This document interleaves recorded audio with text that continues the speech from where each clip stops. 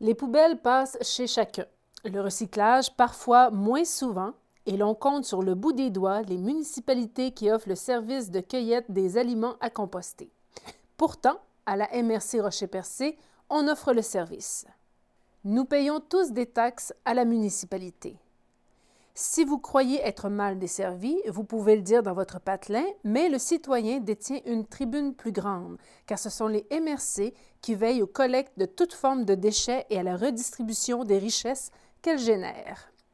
Les MRC de Bonaventure et Avignon vont déposer une proposition de projet concernant la collecte des résidus résidentiels, commerciaux et industriels.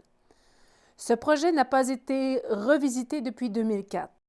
On s'attendait à de grands changements vu l'évolution de notre conscience environnementale et pourtant, dans ce projet, vous verrez que les municipalités, sous le chapeau des MRC, rejettent majoritairement la collecte du compostage. On remet ce volet à 2022. Quelqu'un qui composte va voir diminuer de près de 70-80 % son sac d'ordures qu'il dépose au chemin. On estime à 700 kg le poids de déchets par habitant. 700 kg peut être le poids d'un cheval, 3500 fois ce poids enterré aux lettres par année. Enlever le poids du compostable et le dépotoir ne grandirait pas si vite. Pourquoi remettre à plus tard la collecte du compostage? Parce qu'enterrer rapporte aux municipalités. Il y a un montant versé pour chaque tonne enterrée et recueillir le compostage coûte de l'argent.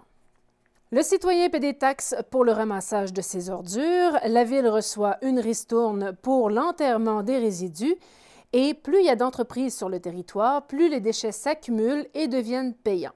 Le gouvernement du Québec prévoit bientôt pénaliser les MRC qui ne composteront pas. Ils diminueront l'argent reçu des vidanges enterrées. Cet incitatif sera-t-il assez grand pour que nos MRC suivent le pas à celle de Rocher-Percé?